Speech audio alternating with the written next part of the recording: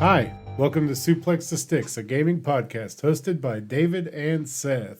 Hello. And Forrest. Howdy.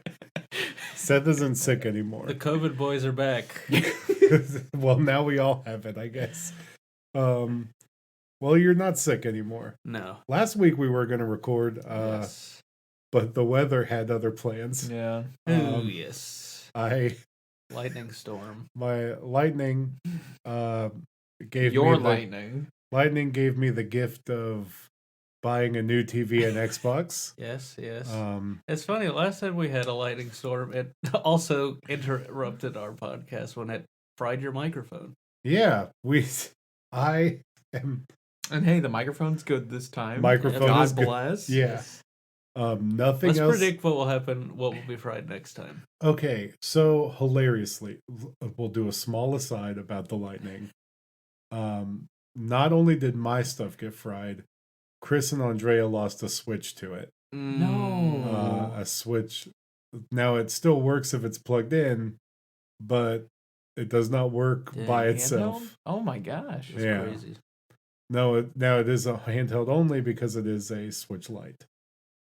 But yeah, it died because it was being charged during the storm. That same storm. So Marianne and I were sitting around. I was playing Final Fantasy 16 on my PlayStation 5.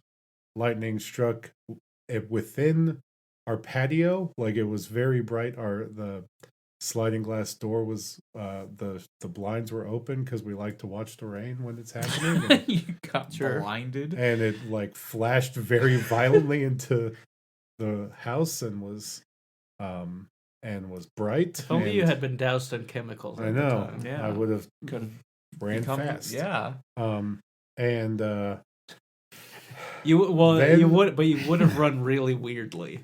Right. The LEDs I have on the back of the TV started violently flashing as what I assume is the TV gasping for air as it was trying to turn back on. And then it went dark.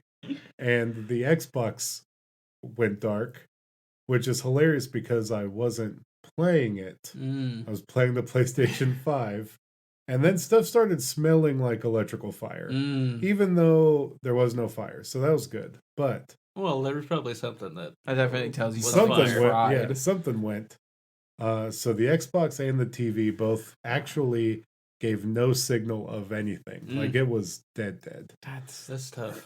I've never had that happen to me before. Like, me either. Ever. Me either.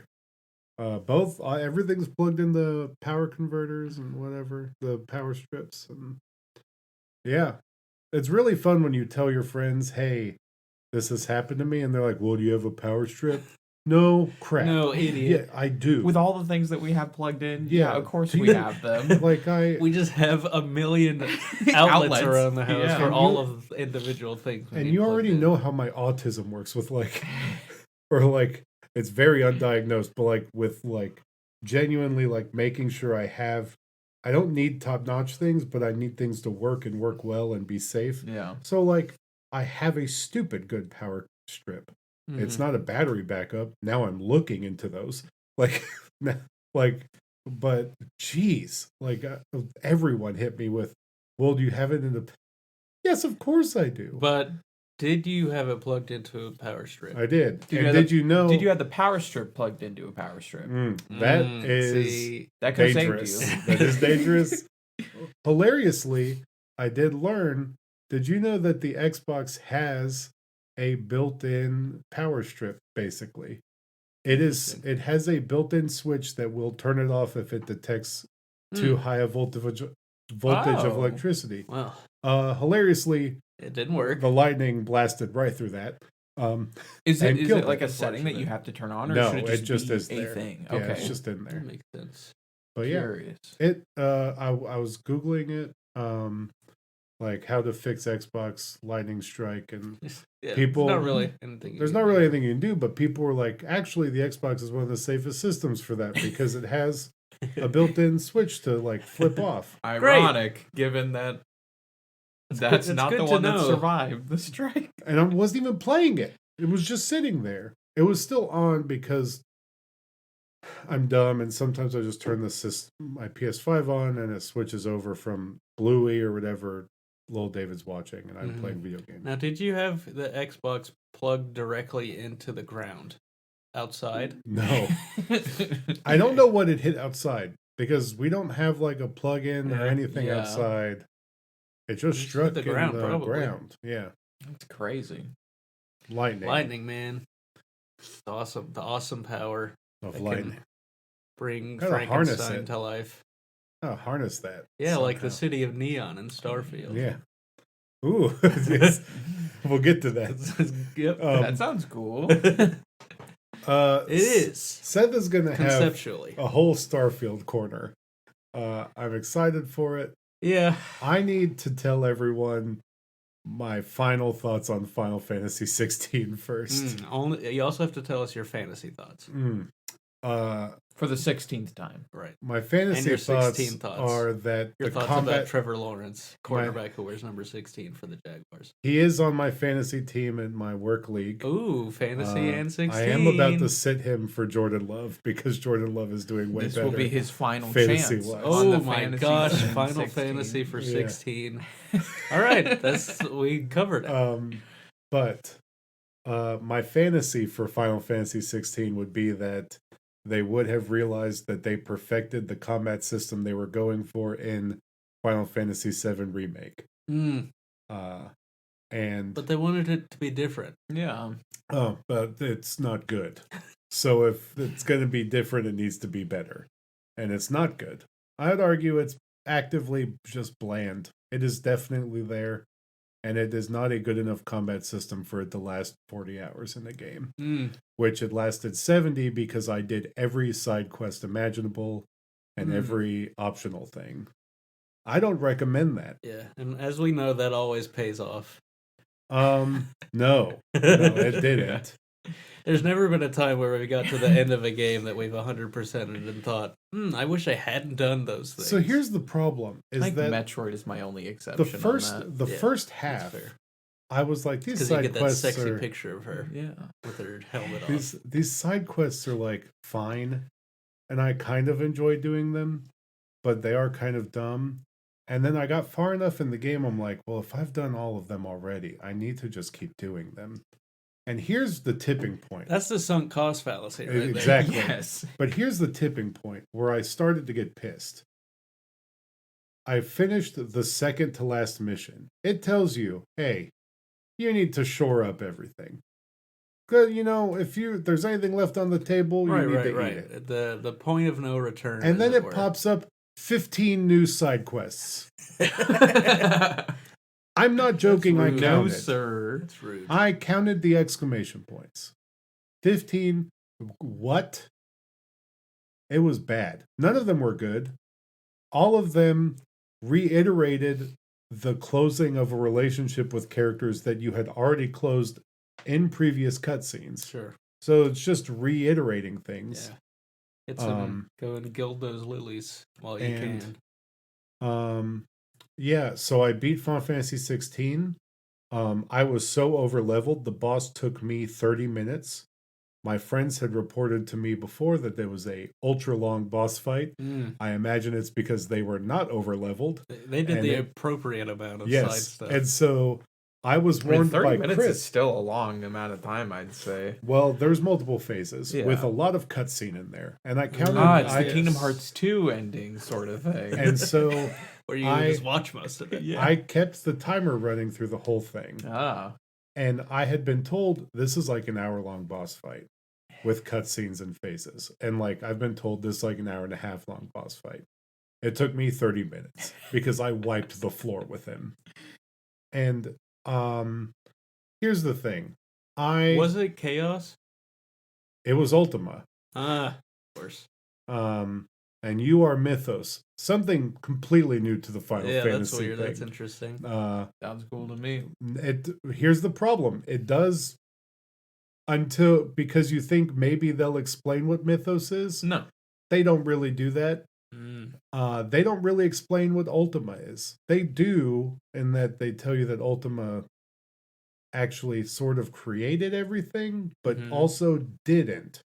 don't clarify that either. It's like the demiurge. So here's the thing. I think that people should play this game, but don't play it the way I did. And also, don't expect to gain anything of note from the story. And we're going to talk about Final Fantasy VII Remake and Rebirth later. So you know I have a high tolerance for madness and the ability to say, well, that's just how it is to stories. I have a high tolerance for it, and this pushed it. This pushed it beyond. And because even further beyond. I just it is not a good Final Fantasy game. It's not a good Final Fantasy game. It's a bad one. It is bad. What they should have done is called this something else. Then Final Fantasy versus 13. Because also the big 16. That's the issue.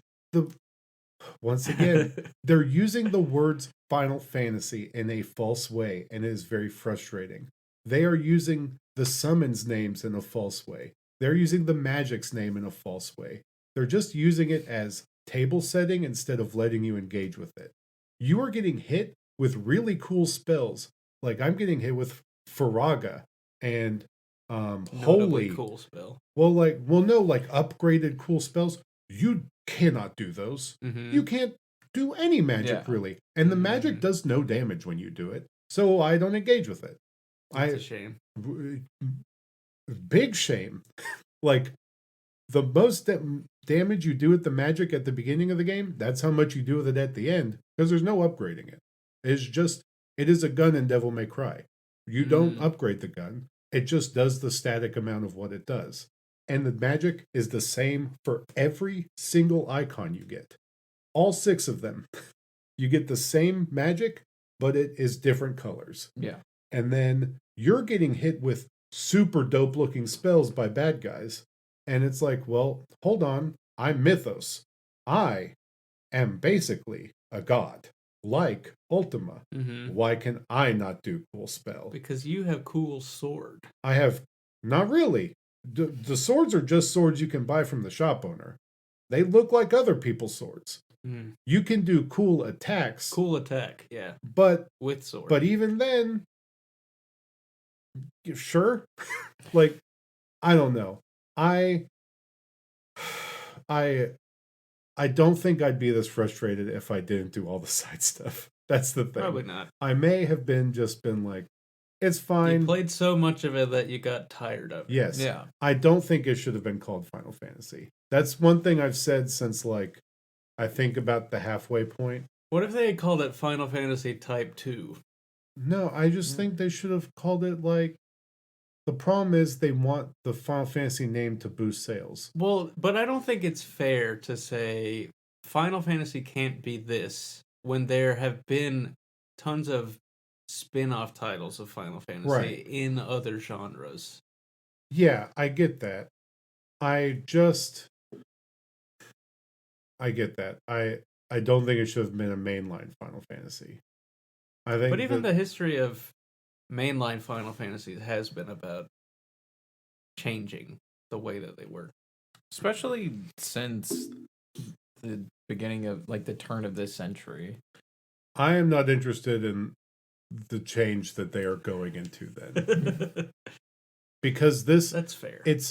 And I don't curse on this show usually. It is half-assing being a Final Fantasy, and it's half-assing being a Devil May Cry, and it frankly sucks. Right. It is boring. Rather than like finding a synergy of the two things, they're just sort of glued to each other in a way that doesn't elevate either side. Yeah, it doesn't do a service to the origins of either. No, it leads to a boring game that doesn't know what it wants to be, except for something that has shades of Game of Thrones in it.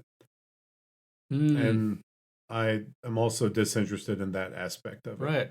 We all were after Game of Thrones ended. Once it became sillier Final Fantasy stuff, I was bought in.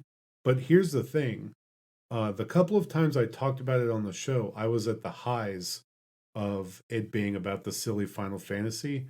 But what it really does is it's Game of Thrones, and then it hits, ooh, it's getting real silly, and then it does like bounces. Like it goes, the moment it gets really silly, it's like, no, we've got to get real grounded and serious. There's kingdoms.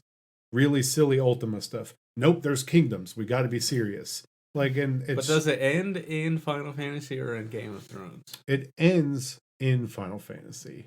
Well, that's good at least. Sure, I think the stuff with Ultima is super cool. Mm-hmm. I think the silly Final Fantasy stuff is funny and cool, and you literally say, "I'm going to kill God" in the game, which I was like, "Yeah, that's cool."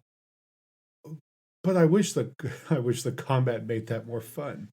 Like if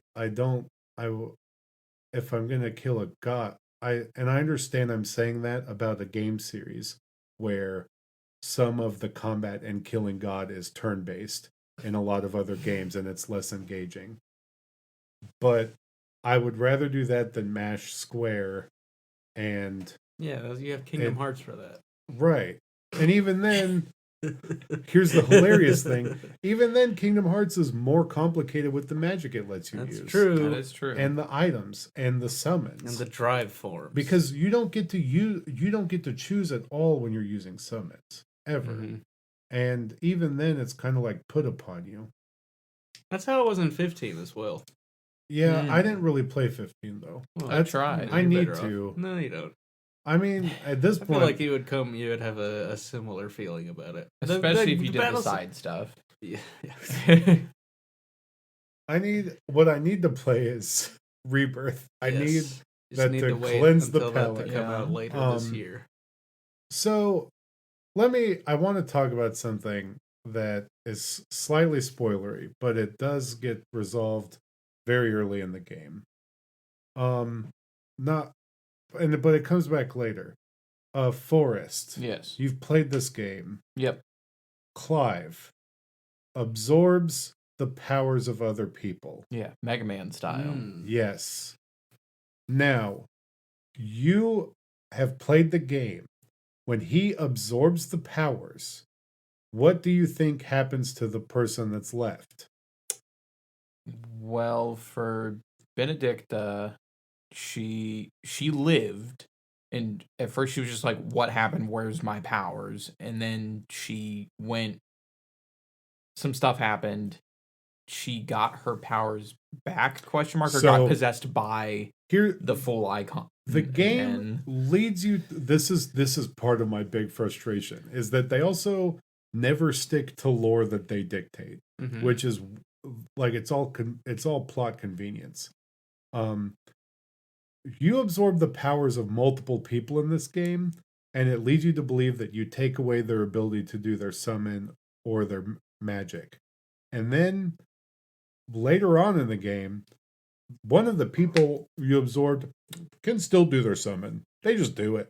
And I'm like, well, then what makes me special in taking it away? And this person can still do everything that made them cool. Why is there no consistency there?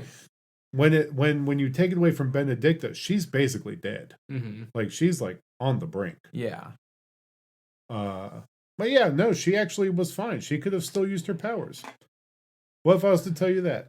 Because like 3 people that I took it from later still use their powers. Interesting. It's so well in Mega Man they can still use their powers. Yeah, I mean they do explode, but in the cartoon, he just touched them and yelled plasma power, and he had their abilities. All of this is shaded by me playing too many side missions. All this is shaded by me playing too many side missions. Yes. But too many because once you do all the side missions, it lets you think about the things you're doing. And it gives you too much time to sit with and ponder. Especially when the side missions are just talking. They're just a lot of talking. So then you start to think about the stuff that you're doing. Now imagine that in space. Yeah. And that's kind of all of Starfield. Can you summon big creatures? Hold on. I want to get there. I want to get to this. I also want to ask if in a society, because we do live in a society. It's true.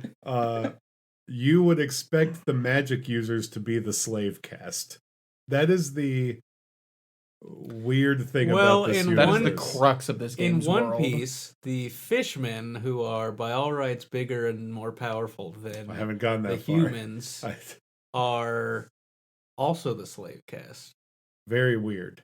Don't understand how in this game, the people that can literally do magic and literally just probably kill people if they wanted to. I think it does make a sort of sense that the majority without enhanced abilities would then try and subjugate the minority with those abilities in order that they wouldn't have those used against them. But it does seem difficult to figure out how they would do it.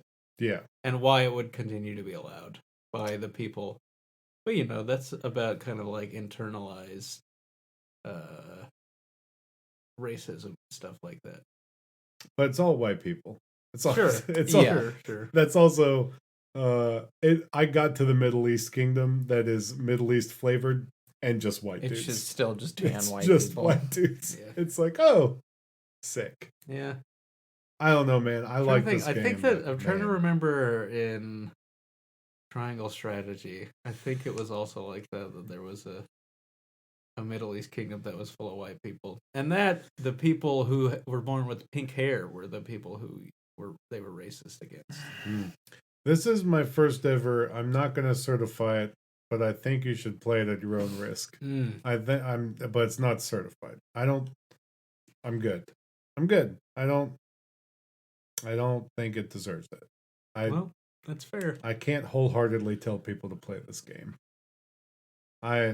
Forrest told me earlier that he's kind of hit a wall with it, and I told him maybe you should allow that wall to tell you to stop. I would like to beat it at some point, but yeah, like I was telling David this earlier, every time I keep either trying to play it or want to play it, like just something either comes up and like I had to put the controller down and step away for hours, or I boot up the game and I just sit there and then immediately just all motivation leaves me. Yeah, that's fair.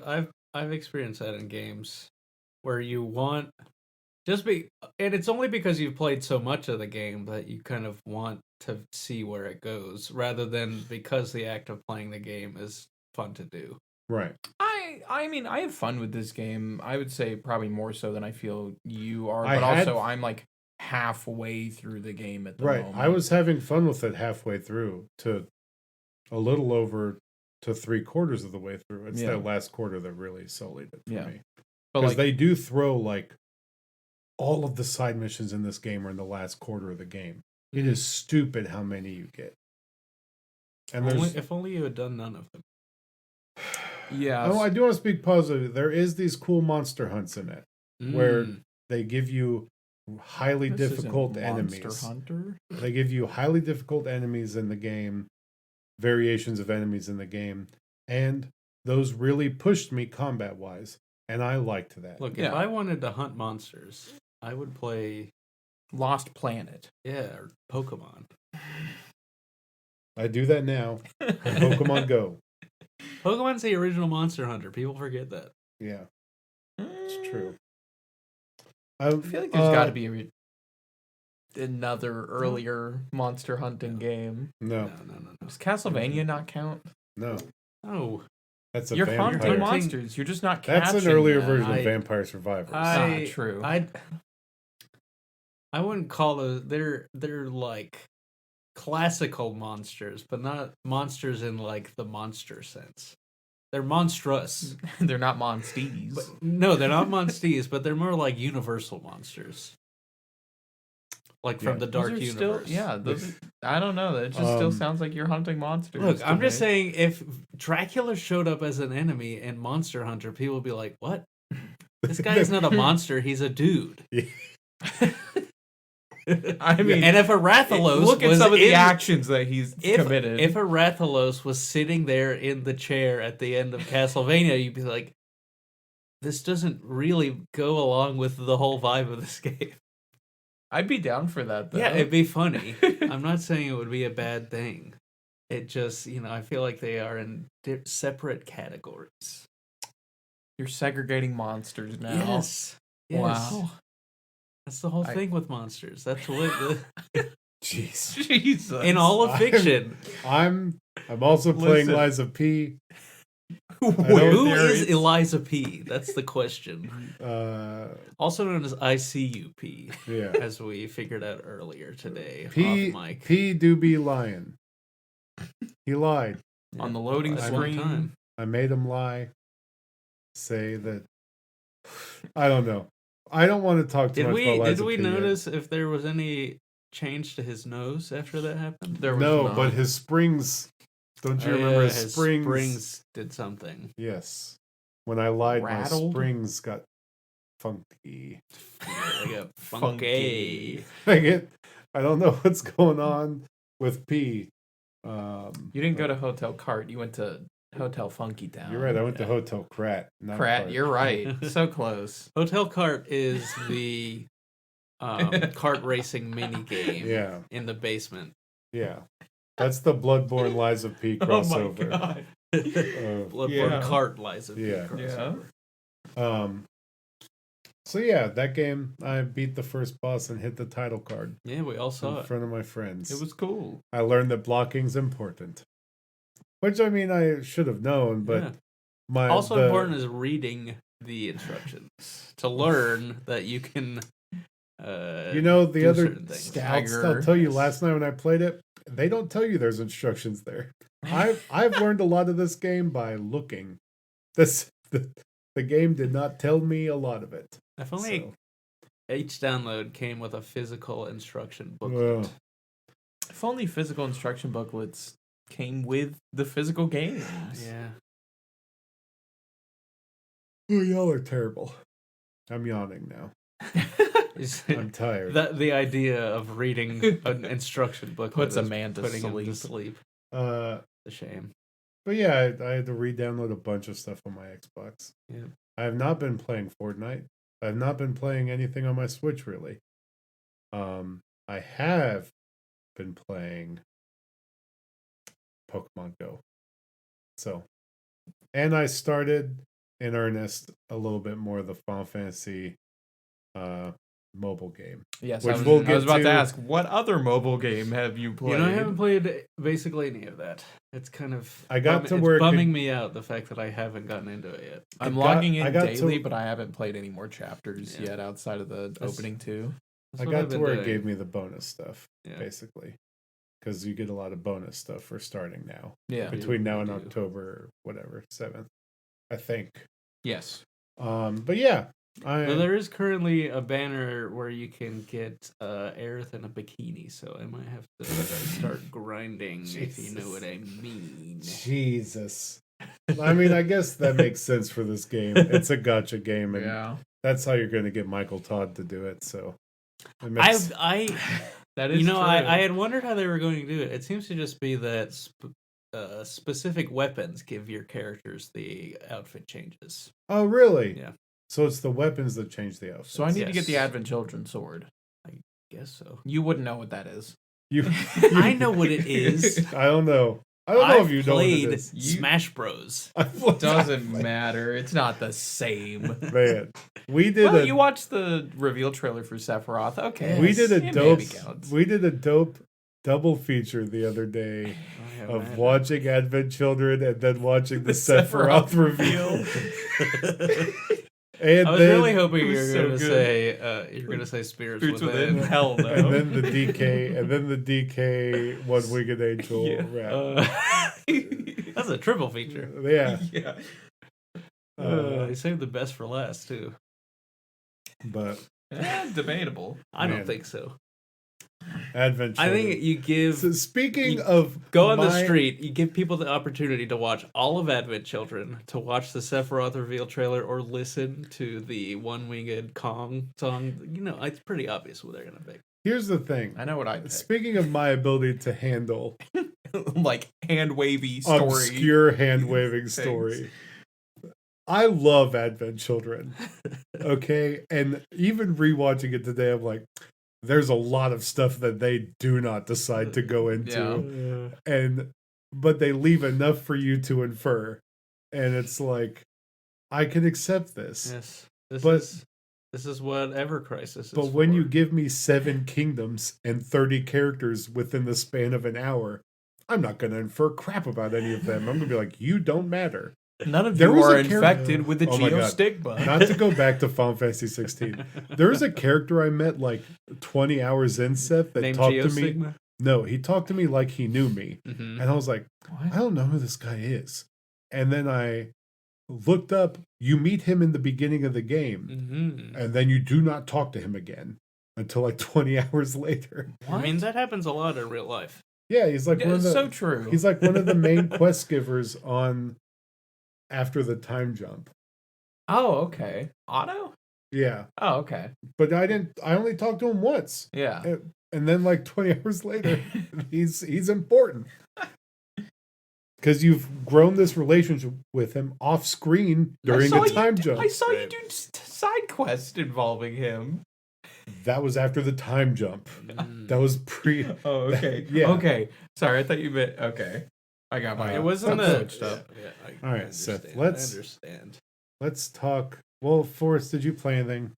Yeah, I've been playing Sea of Stars. Okay. Which is a wonderful time, and I It's a can't very stop good game. thinking about that game. And every time I boot it up to play it, I'm like, woohoo, yeah, let's go. Which is not how I feel about Final Fantasy 16 at the moment. I will say quickly about Sea of Stars. I played and beat the game. It's definitely suplex certified for me, but I will, until Forrest gets further in and we can actually talk about the things, I will refrain from getting too into it, because I also want to talk about Starfield. I debated thinking about how much I wanted to talk about both for this episode, but I feel like since Forrest is getting into it, there will be in the future more discussion to be had. But it's a very fun time. How long is it? 20 something? Yeah, right? something like that. Maybe I will play it also. It's interesting because I was expecting it to be on a much grander scale. It has a slow start to it, and you get to a point where it feels like this. I don't know. This world feels kind of small, and then as you play it further, you feel like, okay, it is small, but it's very dense. So like for the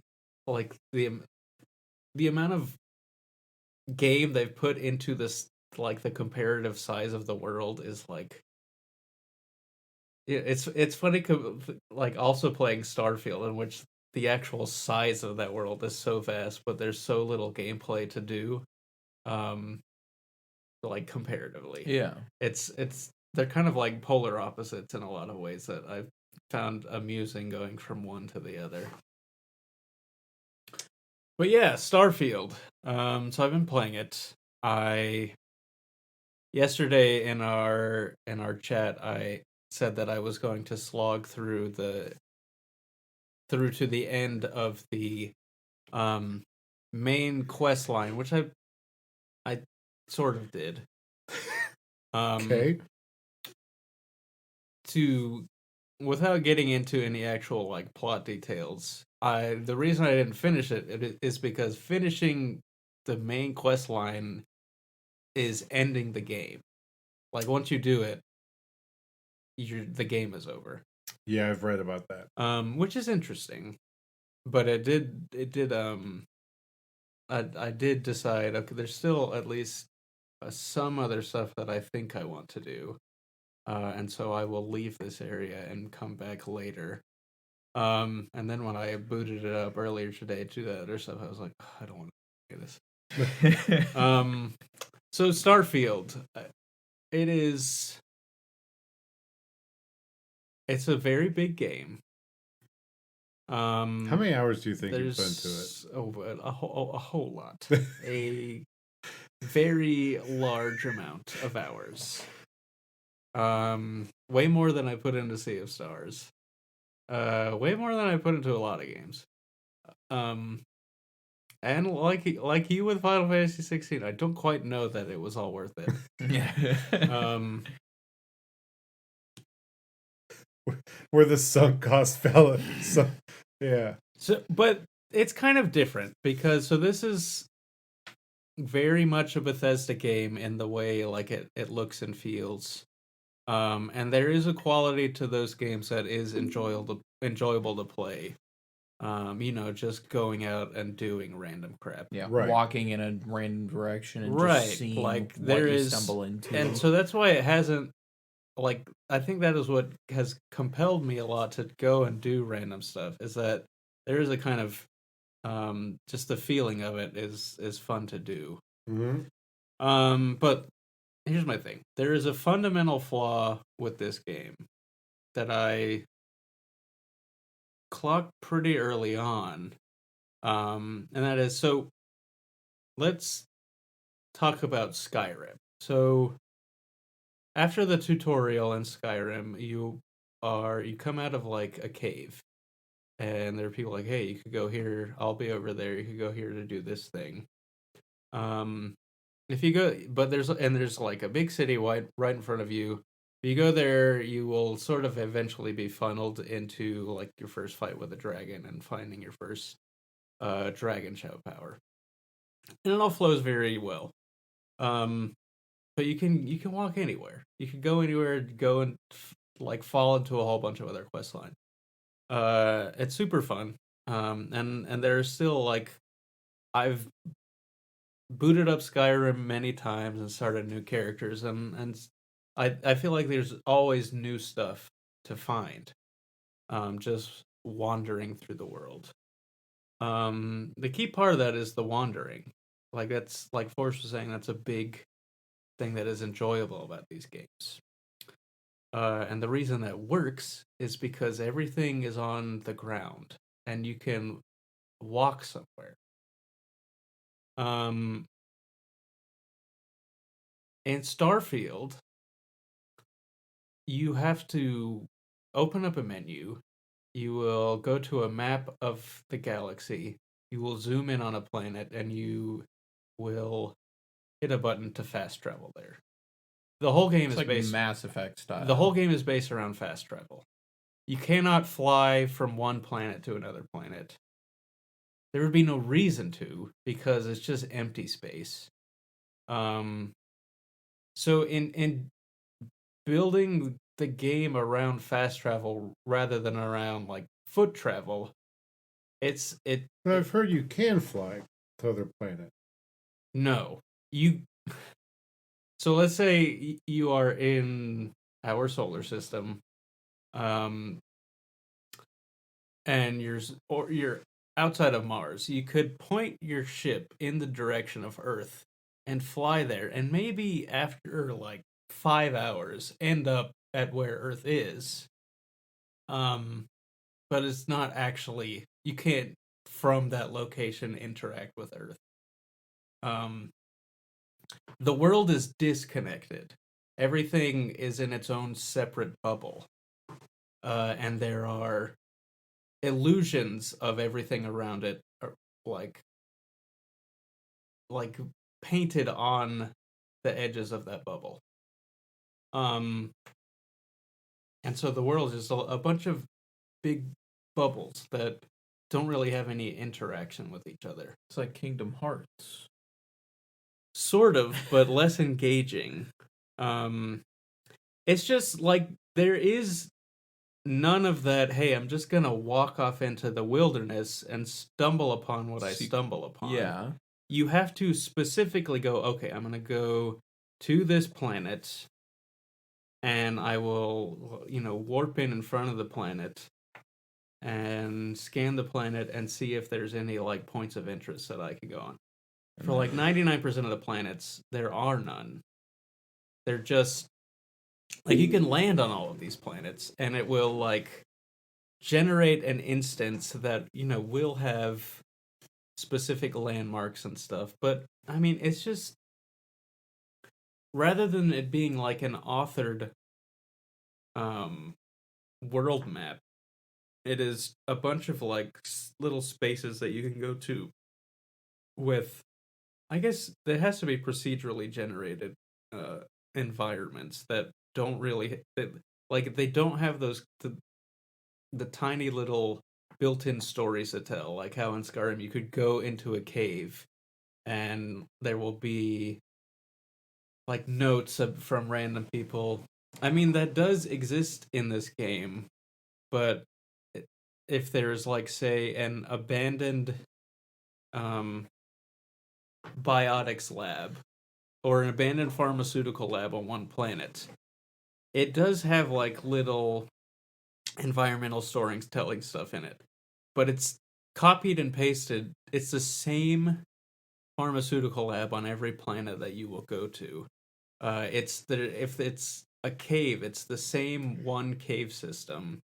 And the only time these change are if there is like quests that you are being told, "Hey, go to this," and in those instances, there will be like specific characters to act. But you have to like be given, okay, here are the coordinates you need to go to interact with this quest, and you fast travel there, rather than you like just being able to go places and sort of stumble upon these quests. And like you can do that, um, but it's just there's just so much space in the game Right.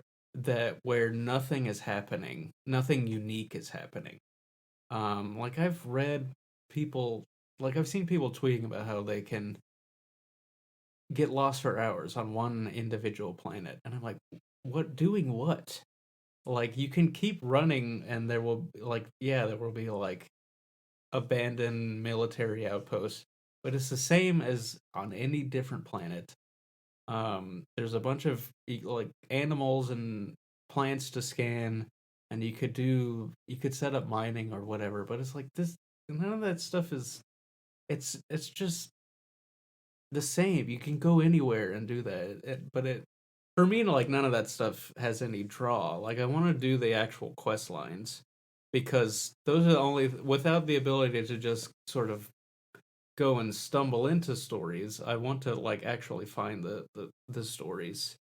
Um and so like I said, the way the game is structured, when I said that like every time whenever I load up Skyrim, I still feel like there is stuff that I can do that I've never done before. I feel like if I were to restart this game, I would encounter all of the same stuff because of the way like you have to go to find things. Like it's just sort of there's no it feels like there's very little of the kind of emergent gameplay here. Um Even though the world is gigantic. It's everything there are like I don't know, 3 cities, like actual cities that you can go to where like major story stuff is happening. It's just everything is so disconnected from each other that it and separated by these huge swaths of empty space that it just sort of it loses like the DNA of for me what make these types of games fun, and that is the way like you can have a sort of individualized game that you can play. Um, but like if I played it again, if I started again, I know where everything is that I have to go to do all this stuff. Um, there would be like no exploration. I don't know. It's a weird game because I've played a lot of it and enjoyed a lot of it. But like coming up to the end, it's like I have very little desire to continue going back into this world because I feel like I've already explored everything that is meaningful to like there are like 4 meaningful spaces that you can be around where stuff is actually happening. Um and I've explored those, and so what am I don't care about all of these star systems way out in the corner of the galaxy that have nothing there. Like I can travel to them, but there's nothing for me to do Right. that I can't do anywhere else. Like there's nothing unique out there. Um, and so it at some point playing the game became kind of an act of frustration in me, sort of trying to find things to grab onto. Uh, And so eventually I was like, okay, I'm going to just play the story, like the mainline story. And that is where I think the most interesting stuff is happening. Um, and there is some cool, like, there's like a cool kind of sci-fi story going on in there. Um, like the premise is at the beginning, you're playing this miner that finds this artifact. Um, and in finding that, you meet this guy from this group called Constellation who are looking for these artifacts, and you kind of get adopted into the group and go out and looking for the other ones.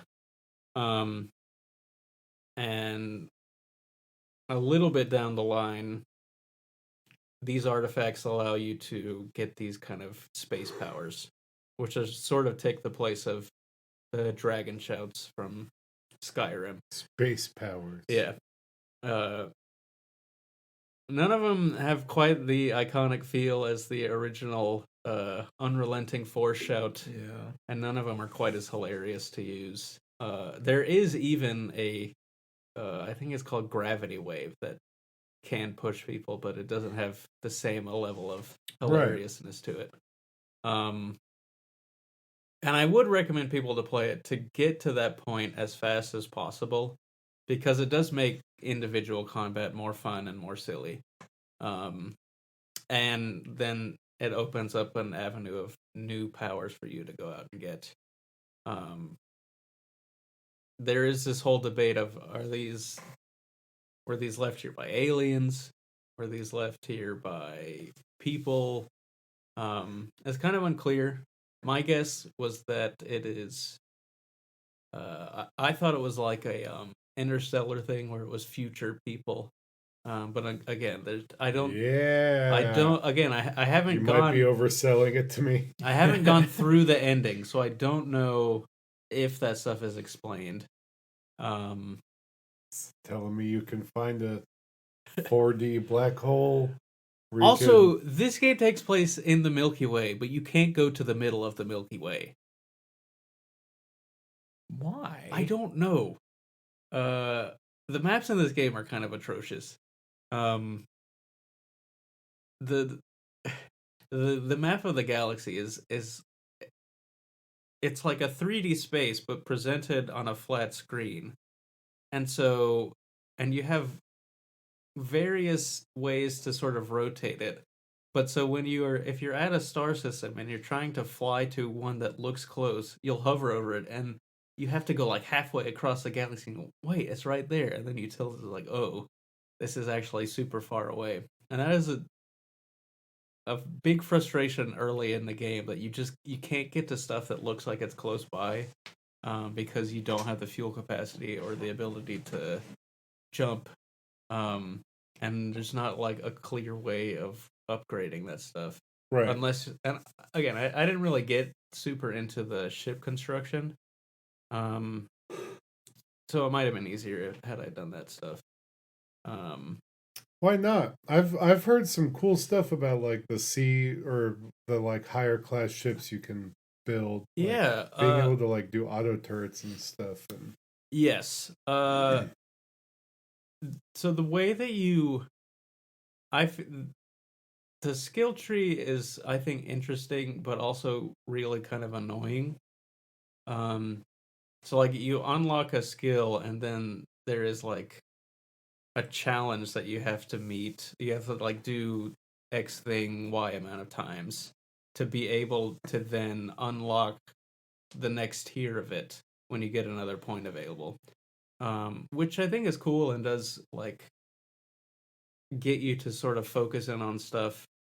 But the one for shipbuilding it is unclear to me how to do it, because it says like you build unique ship modules, and I feel like I've done that, but like I will use a ship module and then it won't say that I've used a unique one, so I don't know.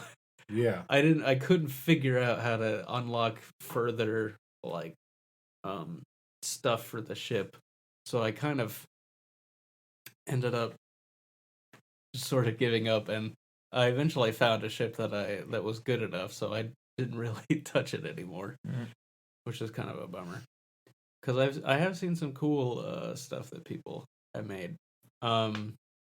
Also, you have to like to use the higher rank ships. You also have to level up a certain skill like 3 times.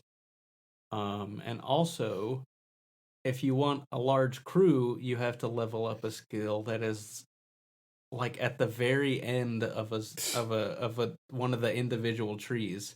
And I didn't unlock until like I was level 50. What? It wasn't until Okay. then that I could have another member in my crew. And it's like it was just a really frustrating thing to me. I would meet all these people who I want to bring on my ship, and it says you're not a high enough level captain for this. And there's so many things that just frustrated me of the way that they happen. Um, I don't know. It's kind of it's a jumbled mess of a game, kind of in a good way and kind of in a bad way, as many Bethesda games are. Right. Um, there's plenty of quests that I broke by accidentally killing something too early. Yeah.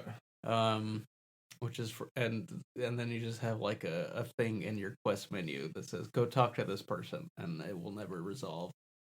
Which is unfortunate. I don't know. At least take it away. Yeah, it's I have very complicated and mixed feelings about the game. I had a lot of fun, I think, at times. Through a lot of the game, I was not sure if what I was doing was actually enjoyable. Mm-hmm. But it did like have a sort of good feeling to it. The ship combat is pretty fun though. If you have a maneuverable enough ship. I was going to ask about the ship combat and the gun combat in general. The guns are fine. For the most part, they all feel pretty similar, but they all feel pretty good to use. Like there isn't a whole lot of differentiation between them. So a lot of times it comes to just what are you getting that is stronger. And if you like to use handguns or rifles, there are certain heavy weapons, like there's a grenade launcher and a shotgun that is kind of a grenade launcher that do feel different. Isn't I was kind of bummed out that the laser guns don't really feel any different than just regular bullet guns. Halo figured out this problem years ago Yeah. with the Sentinel beam. Yeah. There's no gun like that in this game. Shame.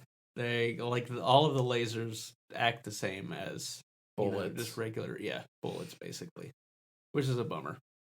Because the laser guns are really cool looking when you're firing them, Right. but they kind of get outclassed by other guns that are stronger.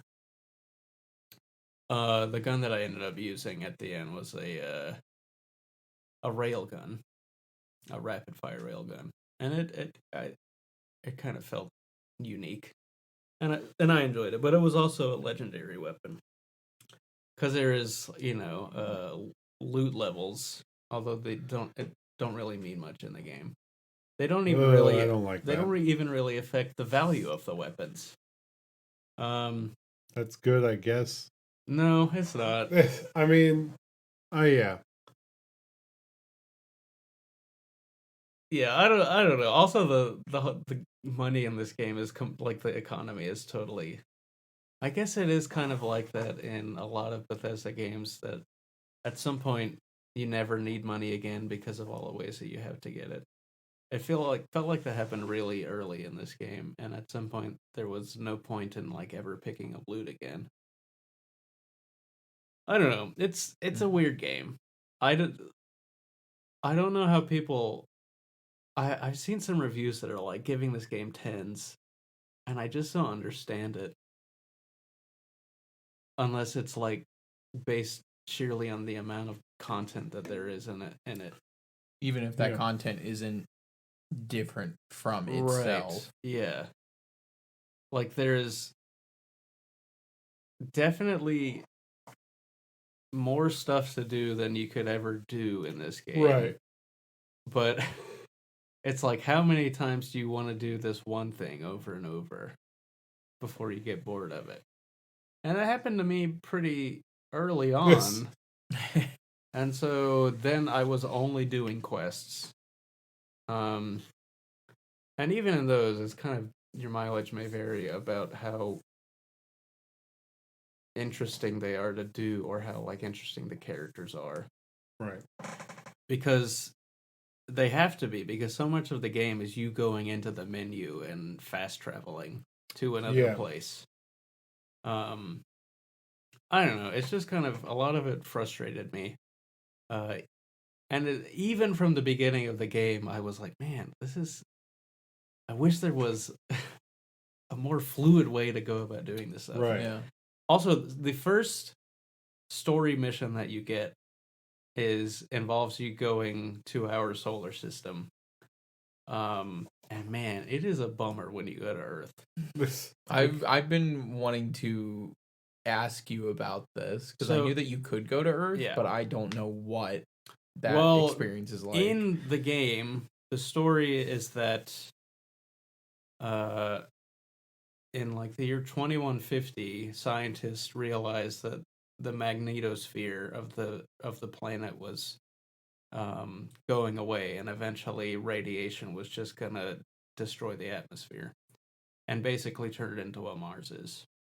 And by the time you are in the game, Earth is just like a barren desert. And landing on it from the first time is such a big bummer. Because it's just like, why?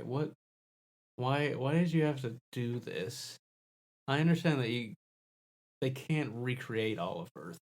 So there has to be a reason that Earth doesn't exist. But I don't know, it was just kind of a bummer. Being like, humanity, the planet died and humanity is taken to the stars. And then going out into the stars and like you have 3 quote unquote cities. There's at least one of them that feels like it came out of like a classic Elder Scrolls game. There's the aforementioned city that is powered by lightning bolts, which is sort of interesting, but becomes kind of a pain to be in after a while.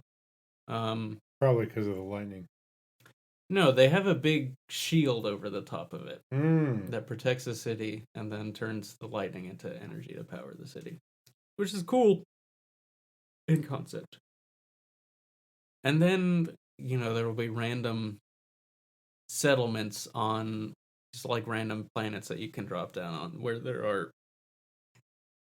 1 or 2 like houses that families are living in. And it's just, you go from the sort of densely populated and interconnected areas of like the Elder Scrolls games into this like huge open space where people are like hundreds of thousands of miles from each other. Yeah. And they can't interact. And nothing that you're really doing on any planet is having any effect on the rest of the world, the rest of the galaxy, as it were. It's just affecting your own personal. Right. This is what I've completed. And there were many times in the game that I was like, man, I wish this was just Elder Scrolls 6. That would have been much more fun to play. Yeah. Or Skyrim. I wish I was just playing Skyrim again. So yeah. Starfield is kind of a from me. I'll play it. I have it downloaded. Yeah, I mean, there's stuff in it that is definitely fun, and like I said, I think there is the actual. I don't know if you could just do only the main quest, you would probably come up against enemies that would kill you really fast. But it is the most interesting stuff in the game, and it does have some interesting like sci-fi storytelling. Yeah. Sweet. And there are also these things in the world called terramorphs. I've heard of those. Oh. Yeah. They seem cool. Which I thought was a really dumb name, because it's like, okay, it's sounds just like a Power it's just a Ranger xenomorph, but sort of thing. But terrible. Right. But the reason they're called that is because they can psychically create voices in other people's heads that freak them out. And so when you're fighting them, you'll just start hearing people talking about how you're going to die, and which is kind of fun. Yeah, I played The Darkness. Yeah. Yeah. They're kind of fun. And they have a really great introduction to the first one. It was one of my favorite moments of the game. You land on a city. You land on a planet to go check up on these people, and you met with one person, and she's like, "You need to go to this place and turn the power back on." And you go into it, and like, it's one of those moments where you lose control of the character, and the camera fixes on this one window that is, and out this giant thing jumps out in front of you, but it's the lighting is such that you can't actually see what it was. It was a very effective moment. Good. Nice. That was one of my favorite parts of the game, and you can do it pretty early on. So there's that. That's another fun thing to do. Yeah. All right. I think that's all we've played this week. It's a little long, but we are going to be back after the break with the news. Hi, Big Joe here, and I'm here to tell you to check out Suplex the Sticks on all social media platforms at Suplex the Sticks. Links for the socials and the invite to our Discord are in the show notes below. Subscribe and review the show on your favorite podcatcher, and while you're at it, let your friends know about the podcast. It's the best way to help us grow our community. And with that, back to the show.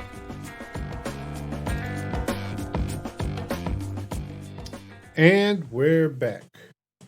All right, let's talk about some of the news. We're really going to mainly talk about a couple of things that may or may not interest some of you. But whenever we get new Tetsuya Nomura being on his best behavior, we have to talk about it. We'll make sure to do that at the end, so you can revel in it with us. Or not. Or not. But I think you should, because it's always good. Even if it's bad, it's always good. And that's a tagline. Yeah. First, let's talk about Xbox's emails. Yes. That the FTC leaked, or Microsoft leaked, or someone leaked. Yeah, someone leaked. I can't imagine the FTC themselves did it, but probably someone in the FTC. FTC says Microsoft did it, which doesn't also make sense. It's a whole deal. Phil Spencer, he wants to get this stuff out there. Yeah. Activision was briefed on the new Nintendo Switch last year, which I think we talked about last week. I can't remember. But the new last episode, the new Switch was shown off. Yes. At Tokyo Game Show. No, we didn't even talk about it last episode. We talked about it 2 weeks ago. No, we talked about it on Discord. PAX. You're right. We talked about it on Discord. It was shown off at PAX. Yes, behind closed doors, Nintendo was showing people a dev kit of the Switch 2, not the actual console itself. The two things they were showing was a up-resed, fully 60 frames per second Breath of the Wild. God, please. Yeah. And that crazy Matrix demo. So that is still rumored. People have said it, but it does, and I believe it. But the thing is, everyone is also saying that this is in line with the PS4 and the Xbox 360 or Xbox One. Right. The problem is those. I don't know if those could have ran that Matrix thing. Well, I saw the PS4 and Xbox One stuff in conjunction with this Activision stuff that they were shown last year.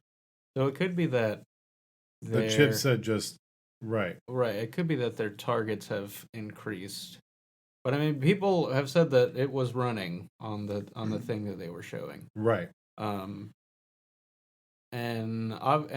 like there's been a lot of talk about the DLSS, which is like the upscaling that the system does using AI. I think it can do like a 480 or a 720 to a 4K. Right. Oh wow. So like it uses a lot less resources. Yeah. So certainly no one is expecting it to be on par with the Xbox Series X and with the PS5. Yeah. Which is what those are what this Matrix demo was released on. Right. So I don't know. I mean, I remember before the Switch came out, we heard a bunch of stuff about how it was going to be stronger than the PS4, and that was all made up. But it's a bit different this time when people are saying we have seen X thing running on the actual the actual hardware. But that is to say that that was part of this big leak. But do you think we hear about this system officially before the end of the year? I don't know, because people are saying that they're targeting next year for it to come out. I've heard they're still targeting March, but I don't know. I don't believe I don't will think be it a would be reality. March. That would surprise me if it came out that soon. And if it does come out that soon, I think that we probably would hear about it in like December. But also December's a big time they want to push consoles, so we'll get to why I also think we may hear about it in December. Okay. During the direct. Right. Talk. Yes, the direct. But I saw some crazy theory crafting based on a couple of random frames here and there. Yeah. So also in these emails were that there's going to be an updated Series S and X next year, possibly. Yes. We saw a mock-up of a round Xbox Series X, all digital round Series X with, I guess, that like better cooling and right. It's more recyclable components or whatever. That's I think the most interesting stuff is that they are with all of them, because there's also a new controller that they showed with gyroscoping. Yeah. I missed that. But they make a big deal about the components being sustainably sourced, which I think is cool. Yeah. It's always cool when companies are able to do that. Why not? If you can do it, why not do it? Exactly. New Xbox planned for 2028. Potentially. Yeah. If they don't go out of business. 75% of Series owners are Series S owners. It's interesting. Which is interesting. But not surprising, actually. I think a lot of people bought that Series S. Yeah. And I don't blame them. They're cheaper price. I wonder, here's the thing. I wonder how that counts, though. Because there's people like me who are sickos. Got both. Who have both. Yeah, who knows? I don't know. I'm sure they have some weird way of categorizing this stuff. Some proprietary thing. Like Unity. Yeah. Jeez. I don't want to talk about the Unity thing. Because it is in such a state of flux that no matter what we talk about, it'll change tomorrow. Yes, we might briefly touch on it. Because I think it is big news. But wild. It has changed in like the last 2 days. So one of the things that did leak in the emails that I find very fascinating, and it kind of backs up something I've been hearing from leakers in the shows I listen to, is that there's Fallout 3 and Oblivion getting remasters within the next year or two. Yeah, so there was, in one of these, there was a big list of like maybe planned titles. I saw that Phil Spencer had a response to it, and he saying something like that the real plans are coming soon. Yeah. Just kind of offhand throwing this stuff out, but there are some interesting titles. Like you said, there's the Oblivion remaster or remake and Fallout 3. So those two, the rumors that the leakers have been saying is that is how Bethesda's going to be getting their feet wet with the new engine going into Elder Scrolls 6. That's interesting. Yeah. Is by rebuilding games they've already done. That would make sense. Whether with a new engine or a much upgraded engine from the creation engine. That's sort of been the like, every once in a while he'll be like, they are like they're trying to upgrade the tech they're working with, and so they need to get something under their belt to work with it. Yeah. And so like makes sense. The ones they're always like, I hear that it's being worked on or that it's possible. You know, that's neat. I think Oblivion would be fun to replay. Although I'm still more interested in the conversion packs that fans are making of Skyblivion and Skywind and rebuilding those games in Skyrim. Yeah. That's interesting. Yes, they look dope. Yeah. That's there might have been secret nods to Oblivion coming back out in Starfield because there's one character. They brought back the guy who was the voice of the guards, who said, "Stop right there, criminal scum." Stop right there. Who is? And he's the voice of this one character. You violated the law. Yes, and also the adoring fan can show up. Yes, he's really annoying, but he's so adoring. Yes. But yeah, those were two things in Starfield that made me think of Oblivion. And hey, now it's coming back out, maybe. Maybe. There are also other stuff on the list that were interesting. I don't have my phone in front of me, so I can't. Like Indiana Jones was on there. No, there was like oh god, a Dishonored 3, I think, was on one of them. I saw that rumor too. Which, boy, how do you know I'm there for? Yeah, absolutely. Gosh, what was the other ones? Some surprising sequels. I know there was a Ghostwire Tokyo sequel was on one of them as well. Scalebound 2. Imagine if we got Scalebound 2. So hold on, it was also more than Elder Scrolls that got leaked. Yeah, more than just Bethesda. Yeah. Because there is a Project Platinum game listed, and I'm very interested in what. There was also a bunch of free to play games that they all had just kind of project names, but that were slated for release this fiscal year, which is interesting because we haven't heard of any of them. Yeah, I was about to say we're running out of time on that. So this doesn't have the picture, but it brings up, like you said, Dishonored 3. The thing that makes this credible is that it mentions Project Hibiki, which is Hi-Fi Rush. So Love Ghostwire Tokyo. The leaked document had Indiana Jones coming out in 2022, but that got delayed. Starfield DLC and a remaster of Elder Scrolls 4 Oblivion. Seeing all three of those by 2024.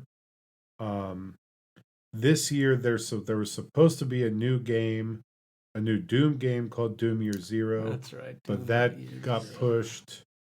And then Elder Scrolls Online expansion and 2 unnamed projects codenamed Kestrel and Platinum. Well, there you go. I feel like Kestrel has been used for something else. The Kestrel is the name of the ship in FTL. Huh. DLC for Doom Year Zero was supposed to come out. I think it's definitely an old list, whatever it is. Ghostwire Tokyo sequel. So it's definitely possible that some of that stuff that was planned is no longer on the table. So who knows? It'll be fun. Yeah. Bethesda's working on things. Yes. And they're going to be always working hard on it because they have to make Microsoft that money. Yes. So there's going to be a lot. A lot thrown at Bethesda. Starfield hit like 10 million players. Yeah. So I mean, they were projected to make a lot of money off of Starfield. I imagine they will. I know some people that don't have Xboxes or gaming PCs that are now debating on getting them for that. Which would be crazy, but hilariously, one of them is my coworker Josh, which is mainly not. It's also that Lies of P is on Game Pass, and so he's like, "That's true." Well, that Xbox All Access deal that you're doing doesn't sound as bad when 4 of the months are covered by 2 video games. Yeah, and there's going to be more stuff coming out. And older stuff. Older stuff that is on there. Yeah. Yeah, I wouldn't buy an Xbox for Starfield. If I was going to buy something I would buy a PC that could play it. Because of mods. But consoles get mods too. Yeah, but a smaller amount of them. Right. Yeah. You still get really silly ones. Yeah. But I don't know that it had... I never actually looked. I don't know if it has mod support on console. Not yet. I don't think it does. I don't think it does. I think it's going to be the Fallout 4 and Skyrim Anniversary Edition deal, where it's like, hey, you get mod releases in a little bit. Yeah. Yeah, you'll get a Millennium Falcon and a lightsaber. And no lightsabers in this game. It's crazy. Boggles the mind. No aliens in the game. There's no... That is genuinely shocking to me. Extraterrestrial sentient life in the entire galaxy. It doesn't surprise me. Because it surprised me what they're going... You could... They specifically use the words NASA punk. Yeah. Which means they're not going for Star Wars. They're going for The Expanse, which is more realistic space travel. And I get it. Yeah. I also want there to be aliens. But what they are going for is some wild choices. They are going for something that I like though, because I love The Expanse. Yeah. So like, I'm a mark for that sort of thing, and so that's why I'm so interested in it. Mm-hmm. But I also understand it would be cool if there's aliens. Yeah. I'm with you. The PlayStation. Oh, we can't talk about that yet. We'll talk about that last. Yes. Nintendo Direct. Yes, there was a Nintendo Direct. It was rumored. Boring. And then first of all, it was rumored that it wasn't going to happen. Yeah. And then all of a sudden, there were rumors that it was going to happen. Hilarious. I love, and I always say I listen to the leakers. I love listening to Jeff Grubb and Giant Bomb stuff. And Jeff Grubb was like, well, that Mario Wonder Direct was the September Direct. He goes, that's what he goes, it wasn't always the plan, but now it is. I don't think I've been hearing that there's not going to be another one. And then the other week he goes, apparently there might be one this week. It just kind of came out of nowhere. So, which is hilarious. I remember after the rumors came out, there was a day that people were like, oh, they didn't announce the Direct today. It's not going to happen. And that day was September 11th. Yeah. People are like, where's the announcement? It's like, they're not going to do it today, guys. And then they weren't going to do it Tuesday because of the Apple thing. Because Nintendo doesn't want to step on Apple. And then they did it on Wednesday, and it happened on a Thursday. Yep. And then it was Friday. Yeah. I'm in love. And we all got down on Friday. We were looking for the weekend. Man. We got down on Friday. Banger song. So they showed off. I don't know. I thought it was a good Direct. It's like a C. One thing I thought was weird is that half of it was kind of stuff that they had showed in the previous Direct. Like, why even in the previous Direct say anything about the Peach game? Why would you say that you're working on a Peach game that doesn't have a title? Just save it. Just save it for this Direct when you did a whole big expose on it. It doesn't make any sense why they did that. Peach game looked interesting. I don't know if it's interesting enough for me to get, but I thought Peach it was game, cool. I'll get it. There was something when I was like watching that part of the Direct that it actively reminded me of, and now I can't place my finger on it, but like it's almost like Kirby power-up abilities, you know? Yeah, that seems to be the vibe, is that she puts on different outfits and gets different like movesets. Final Fantasy X-2, baby. Yeah. It's so it's true. gonna be awesome. The dress spheres. It looked neat. Maybe one of the best class systems in a Final Fantasy game ever. And also, like, I stand by it. I still am excited about the Super Mario RPG remake. I didn't need to see it again. Didn't need to see it. It was cool to see more of it, but again, it's like you showed that You're last already time. sold. Right. And yeah, you showed it last time. But there was some other stuff. F-Zero 99. Yeah, that's new battle royale that was crazy. Everyone will love, and everyone says it's great. I haven't played it yet. Man, that F-Zero bit started, and I started like getting so hyped and like not to say that I don't like want the 99 treatment for this, but like I thought we were going to get a genuine new full-on game.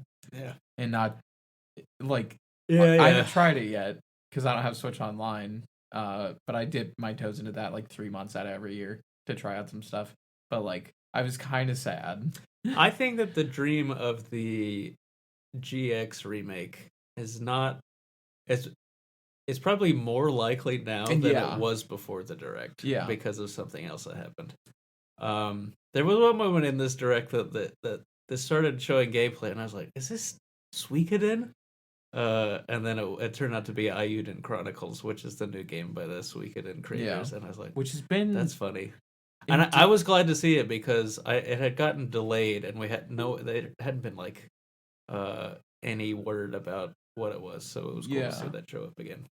I feel like I've seen a lot of that, the Aiden or whatever it's called, Ayuden, Chronicles stuff for like 4 years at this point. Yeah, now. I know they've had some other like earlier titles. Yeah, they had another one, but yeah, the Kickstarter, like when it happened, they were pretty clear about it, like this game is like so 4 or 5 years away from being made.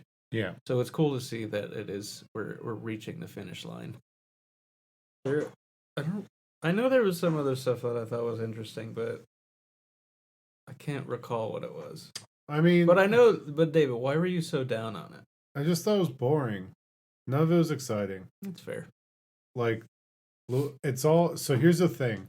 This is what I was talking about earlier. This felt like a Direct for something that is ending. Yes, I've seen a lot of people saying that how like we're reaching the end of the Switch, and this is kind of the last gasps. Why bother pushing Metroid Prime 4 and F-Zero remake and stuff on this? They're old system. I imagine we will see more like low stakes games. Like that's probably why they're doing this Luigi's Mansion 2 remake. The Luigi's Mansion 2 here is the Metroid Prime or Metroid 2 Echo whatever. Samus Returns for the 3DS. For the 3DS. Yes. Yeah. I wish that game was on Switch. I mean, I would like to actually play it. I would like to play it too. With a shoulder button that works. Yeah. I never got to play it because I got rid of my 3DS because, dude, I saw a kid playing a 3DS in the wild the other day. Good. At when I saw Galactic Empire. Oh, nice. Do you think he got any street passes while he was there? No. I wish. I'll start keeping my 3DS there. There's a 3DS XL. God bless. So. You'd love to see those. Yeah. Bring back, man, I really hope that Street Pass comes back. I don't think it will. But... It's like a rumor, but I just don't think it's going to happen. It's hard. It's hard to believe. Yeah. It seems like such a slam dunk as a thing. You want people to be playing Switch in the wild because it's free advertisement. Yeah. Right. It's like free conversation starter. Like, hey, what are you playing? I have one too. Yeah. I can't really think when the Switch first came out, like I remember seeing it, people playing it in the wild a lot. Yeah. And you still do.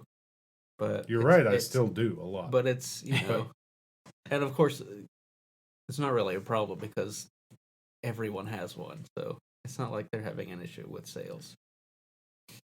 But one of the things I saw is that in the video of Super Mario RPG, in the original, like the UI, and rather than it being like a menu box, around the characters' faces when it was their turn, there would be 3 boxes in like a diamond formation, and so each box represented a face button on the control pad. So like A would be to the right of the character's face, and it was attack.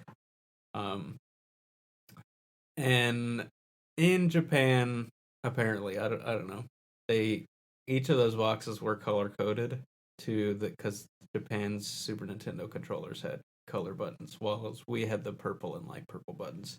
And in the American version, those boxes were purple and light purple. In the remake, they are colored. and I watched this crazy video of people theorizing that means that the Switch 2 will have colored buttons. I like it. That would be cool. And it was corroborated by looking at another game that was in this that in its original iteration had a specific color for a button and now has that same color as is in Mario RPG for that button. Which one was it? The 1,000-Year Door one? Yes, it was Paper Mario: The 1,000-Year Door. I thought that. I've never played that game, and so when they showed, I was like, oh wow, the Switch really is dead. They're making another Paper Mario. So that was my first time. I've never played it. I was like, wow, a new Paper Mario game? Why don't they just do 1,000-Year Door? And then it hit me. I'm like, oh, this is 1,000-Year Door. I played like the opening hours of 1,000-Year Door, and it's very fun. It's like immediately funny. Yeah. So I'm very excited about this. Yeah. This was like a huge surprise, and also looks freaking amazing. Everyone is mad on the internet that it's apparently running at 30. It's fine. But Who cares? I guess the original game ran at 60, and I guess there's stuff with timing where it needs to be 60. But did you play the original? I played some of it back in the day. I never owned it, but I had some friends who did. So, when you're over at your friends' houses, you play their games. But yeah. But visually, it looks really cool. It looked really cool. It is crazy how every time there's a new Super Mario game, they change it, like, the visual representation of the world in Mario ever so slightly. Like, they can't quite figure out what they want it to be. In the first two games, it was just like, it was a flat Mario and a sort of paper crafty looking world. But ever since then, they've been trying different ways of realizing him as actual paper with different amount of success, but it looks really neat. Yeah, I'm excited for it. Yeah, that's two Mario RPGs that I've never played that I always have wanted to, but they're not inaccessible, but it's just not. Yeah, I'm not going to get to them. Yes. Still no word on Golden Sun coming to Nintendo Switch Online. I mean, you gotta hold out hope that the reason they're doing it is that something else is happening. I guess. It's hard to have that hope. It is. Especially since they previously announced it is going to be. When was the last time they did a GBA update? I think recently, actually. I feel like I haven't seen any trailer or anything for it in a while. Like at least 2 months. I don't remember what the last, but I feel like it has happened recently. It wasn't a GBA one. It was a Nintendo one. Super Nintendo, I think. Oh, another one. This was a weird direct, in that it's just a bunch of weird random Mario spin-off games getting remade. I forgot that there was a Mario and Mario versus Donkey Kong remake, which is just like the strangest thing. Yeah, but it's just this thing is dead. And I'm not saying dead in like a bad way. It's just there are no new big games being developed internally for it. There are only these smaller things that take less development resources, or have been done already for a long time. And they're like, let's roll this out. Let's play the hits. Trombone Champ on Switch. I think that was an exciting reveal. That was an exciting reveal. I mean, I'll get it. I just haven't gotten it yet. Yeah. There was one. So this Super Crazy Rhythm Castle. I've heard that it's like really good. Like it's a party rhythm game. And it had a little bit, but I was excited to see that as well.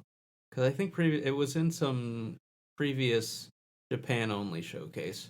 I think it's a Konami. Man, you know what I want in a Switch game? I don't know why I just thought of this. I want that weird game we play at Arcade Monsters, but on Switch. The Japan Game Show one. Yes. That would be fun. I think there is a game of that in Japan. I don't know the name. Don't know what the name of it because it's all Japanese. Yeah, but it was wild. That's like Mario Party, but with button mashing. Also, the new Vanillaware game was there. which is the unicorn overlord. Yes. The game looked insane and absolutely is a day one buy for me. I've missed out. My brain just wiped all that stuff. When it first started, I was like, "Oh, is this a remake of Final Fantasy Tactics?" Because it has a similar art I had that style. thought too, because they just Square just re-released Tactics Ogre. Mhm. I'm like, all right, cool, we're getting FFT, and then it's like, something else. this is Vanillaware. Yeah, it's Like, some other kind of it's crazy looking Tactics. I just see game. one of the characters, and I'm like, wait, that's not a Square Enix style Yeah, character. it's very close to the art style that was in the original Final Fantasy Tactics. Yeah. Enough so that like at first glance it confused me. But it looks I still need to play freaking the last game. 13 Sentinels. Game of the decade, dude. But I am excited for this. It looks so much JRPG. I will let you borrow my copy. Like, I'm serious. I own it on PS5. Yeah, freaking A, man. Come on. I just never want to boot it up. Do you want to play a long visual novel with middling tactics combat in it? I might. That's not 13 Sentinels. It is. I mean, no, that combat can be tough. I played a long visual novel with middling Galaga gameplay in it that one time. Yeah. You still haven't even played Tron. That's only That's 2 true. hours. Yeah. That's only 2 hours. I probably won't. That's good. But I bet I would like it, but I just probably won't do it. all right. I want to get to what I'm passionate about. Yes. State of play. That you weren't even going to watch until I texted, I don't hey, think any of us realized it was happening except for us. I didn't watch any of it. Yeah. Until I said, hey, important things happening. Yep. Check it now. And then I saw Cloud on a Segway. Yes. Is that the first thing you saw in the trailer? My life That's right was where you changed. joined in? Yes. Oh my god. My life was changed. I wasn't the same.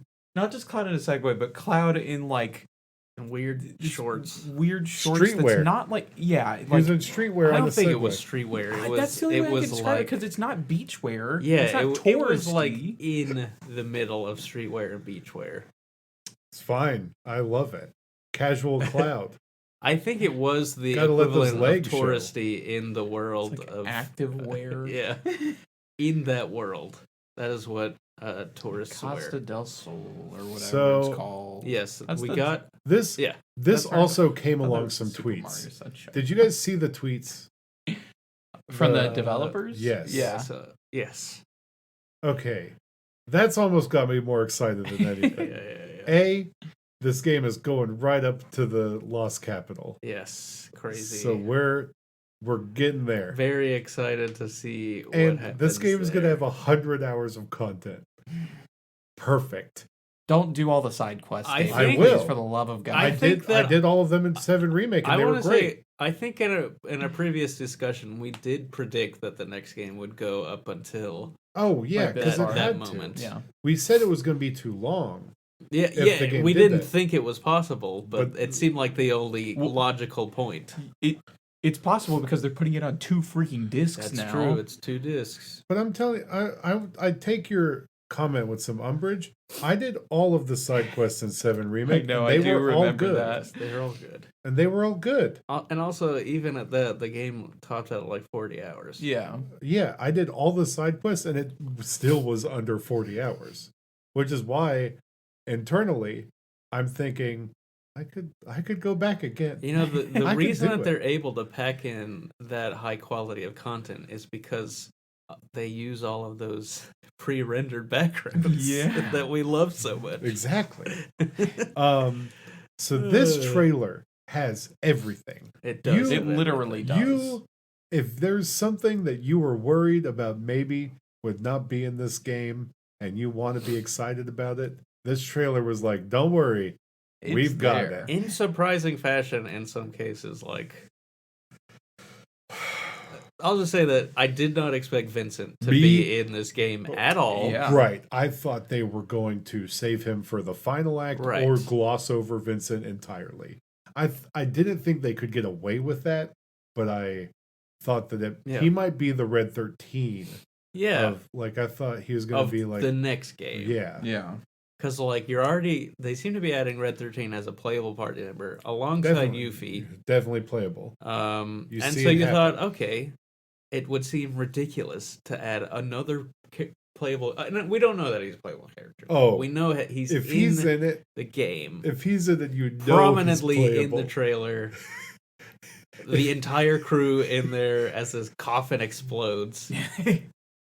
It's crazy. Who disturbed my slumber? Yes, it was so incredibly. I want to know Vincent. who voices him. It's I'm pretty sure it's Matt Mercer. Fine, I'll take it. I If that's what I have to do to get my. Oh yes. As long as it's not Troy Baker, I'm yeah. fine. Or It's Nolan your- North. it's your third most beloved voice actor. I don't. And no one's got anything against Matt Mercer. Yeah. I've gotten past the hate. It's more just. What else we got in he's this? We there. obviously It we opens have, first things first with Zach holding Cloud. Yes, I truly do not know. There is a line in this that Sephiroth says about universes reuniting. Yes. Which is the only I know that has. So there has to be something going on. Like, we knew there was this sort of multiverse in the first remake game, and that we were deviating from it. Oh yeah. Yeah. Of course. And so there's. But I can't really conceptualize what they are doing here. Because it's how bizarre. there's going to be a concurrent plot line of Zack doing random who knows what. It's going to be Zack doing stuff. You see Cloud and Sephiroth fighting together at the end of the trailer. Yeah. There's a random hooded guy that looks super important. Yep. One of the times that Sephiroth is talking. There's a line about Cloud's brothers having a get together and them being the only way to find Sephiroth. The Yes, reunion. And that's where Advent Children comes in. Yes, sir. I don't Because think It is required. They call him older watching. brother. They call him older brother. Yes, brother. but I think you are, once again, we've done this before, you are extrapolating things. It's gonna happen. It's They just have to It's be gonna referring happen. to the other hooded people. Why else would who they thought include they were Sephiroth Advent Children clones. in Ever Crisis, dude? Because they're obviously going to, at some point, make that into a game. Good. We've had this conversation. Good. Yeah. But they're not. That Sid just- Muhammad fight is going to be the coolest thing I ever. refuse to believe they are adding Advent Children lore into this game. They are. Just They already wait. added freaking stuff from Dirge's servers with Weiss. Yeah. Just Deep wait. Ground. I understand wait. that, but that is not. Why is Just Advent you Children wait. the outlier? Just there you of wait all the until previous stuff? Geostigma is mentioned as an alternate timeline. Because as Just much you as wait. They mentioned cellular degradation of soldiers. That is a step removed from Geostigma. that was in the original It was Final Yeah, but it's Fantasy a VII. step removed from Geostigma. It is right next to it. I think that there is a chicken and egg situation. Yes, there. the reason that Geostigma did that was because of the original thing. And also, you could say all you want about Weiss being in it, but he, again, came from a video game rather than a movie. But that video game was the same. Was the direct follow-up to Advent Children. It was all part of the same project. I don't think they're going to do it. I can't imagine a world in which I think you're a hater. this game like has you're uneducated. the Geostigma in it. But I am elated. But what Apparently it does we're have is obviously the segue in Costa del Sol. Yep. We got what looks to be a rhythm game with Cloud in a soldier uniform marching outside of Yeah. whatever that city was with the big gun. We got Tifa underwater looking at the emerald weapon, I guess? Dude, I think so. the fact that weapons were brought up Yeah, that's wild. is It's gonna be insane. Wild. There's a Mario Kart style chocobo racing. Okay, With like well, literally. first of all, there's chocobos. Yes. And Okay, yes, there's clearly chocobo, there's like, chocobo overworld- breeding. Yeah. There's different chocobos showing their traveling. different abilities in the overworld. But I'm so excited about the gold saucer in this game. Yeah. Oh, there's gonna be a million I'm mini games so- to do there. yeah. There's one that I'm so excited. is like it reminded me of like Wii Sports Boxing, but it's Yeah. with like these weird like polygonal models that are reminiscent of the original Final Fantasy VII models. It's gonna be awesome. I hope we get more of the game from the DLC. The Intergrid? little tower, yeah. Yeah. Oh yeah, they could bring that back. I bet they won't. I bet they will have a different I version know, of it. but I think that game was fun. And we got freaking Cosmo Canyon. Yep. It looked gorgeous. Looked amazing. Dude, we're getting it all. Oh my gosh. And obviously, since we have Gold Saucer, we're gonna see what's his name, the other guy with the machine gun hand. I always forget his name Yeah. Yeah. because that happens right around the same time. So that should be cool. I wonder if he'll be in your party.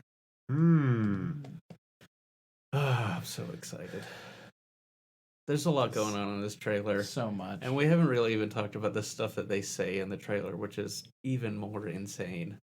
Yeah, it's hard to really relay Yeah. stuff they're You saying. just have to watch it. Well, there's like at the beginning of the trailer, it starts with like text that's like, "The world will be saved, but will you?" It's like, I don't know what it means, but yes. Yeah, you've got me. You've saved my life, Nomura. It's that More text, times than you know. like this. It's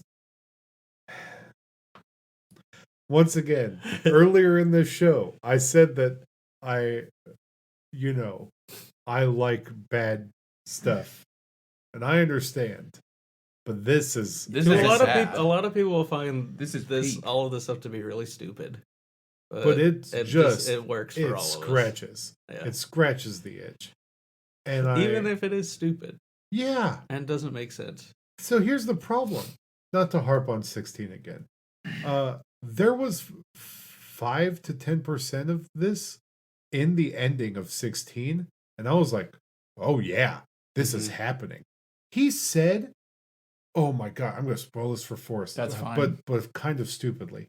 He says, Clive, while fighting the final boss, says like, "This is the final fight," and it's like no fantasy. It's like, oh yeah, this is stupid, but I'm here. But like, and then he says it's time to kill God, and I'm like, It's time to kill God. what is this? I was like, where was this the whole game?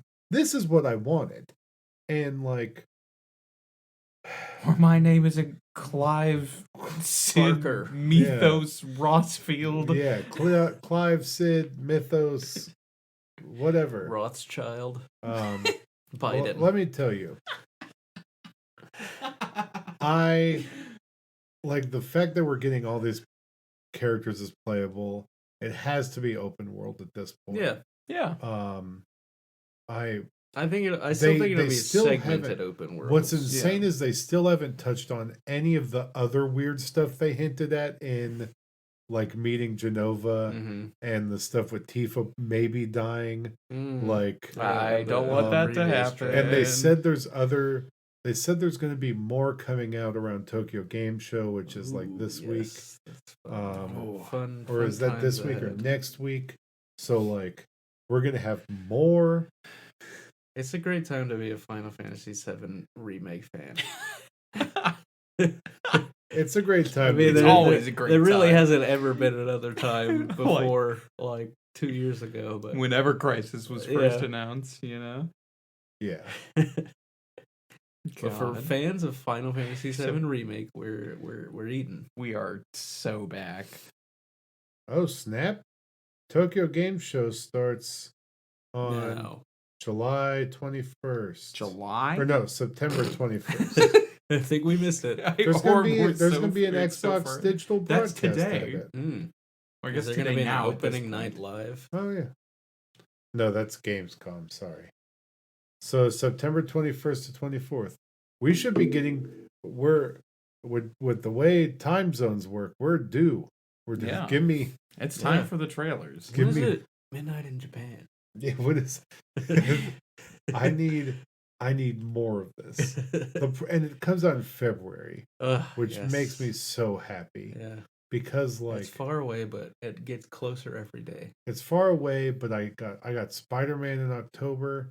I don't really have much in November and December. So I've got Spider-Man and Alan Wake 2 in October, and then I'm kind of clear. we got Mario Wonder. I think that I'll be honest, not to detract from the Final Fantasy VII discussion, from the first impressions I've been getting from people on podcasts I listened to, I think you might actually really like Wonder. Because it looks like a blast. I mean, yeah, I'll definitely. I will play it, but I just don't think it's a game I will buy because I don't think that I would ever play it by myself. And you'll come over and play it, and we'll have fun. I think those online co-op elements are kind of weird. Like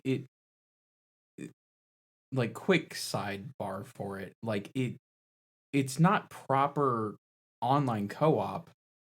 It's like you see the phantoms of each other, and all the phantoms can interact, but you're not technically in the game together. It doesn't make sense.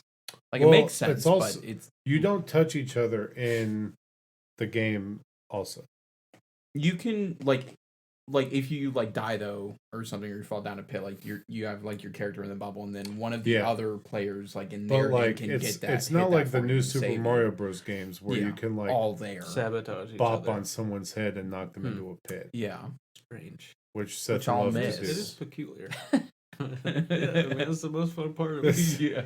I mean, that game wasn't good, so Yeah, of it course wasn't it's the good. most fun part. But yeah, I'm excited. Gaming. Mainly Final Fantasy VII gaming.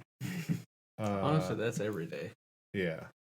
I mean, listen, I'm already in my head like, man, the stuff I really want to play doesn't come out till mid-October.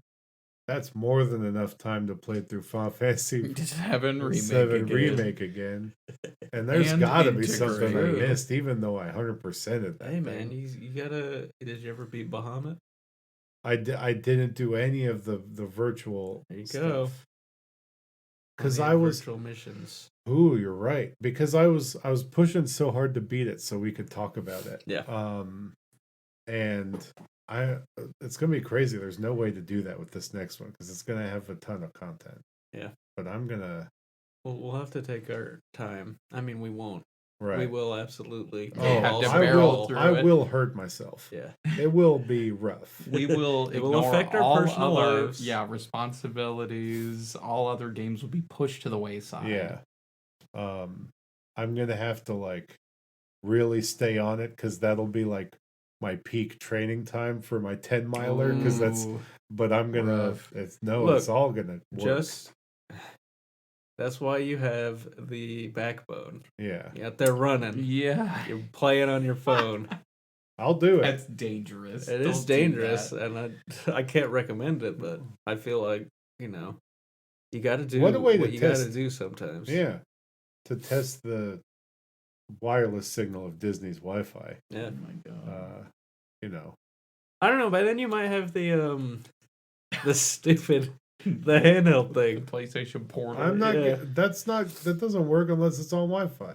Right, you just tether it to your phone. I won't get that thing. I'm not getting it. Good. You might. I won't. I'm gonna hold you to that. It would take a lot for me to. I bet you could. I can imagine a scenario in which you walk into like a Best Buy and they have one out on display, and you hold it and you're like, "This is in my brain now." The problem is, I can connect my iPad to the Wi-Fi, and then I can connect my DualShock to the iPad because they've allowed that now. Yeah, but it's hard to run with that. It is true that it's hard to run with that. Yeah. All right. Was there any other news besides the most important news of Final Fantasy VII Rebirth? I don't know. All right, Forrest, what do you think? I mentioned it to you guys during the break earlier, so I guess I'll mention it here now. Jason Schreier put out an article earlier today, around like 4:00 or something like that, that Glenn Schofield has left that new studio that he founded to make Callisto Protocol, and he has left that studio now to pursue other opportunities, which I didn't pay to read the rest of the Bloomberg article about it, so I don't know what that means. But I just find it kind of funny. Yeah. KFC is crossing over with Final Fantasy 14. Yo? Colonel Sanders is officially a black mage. Why? I don't know. Huh. Who selected that class for him? Probably himself. Fair. All right. Well, on that note, we will talk at you next week. Bye. Oh, bye. See ya.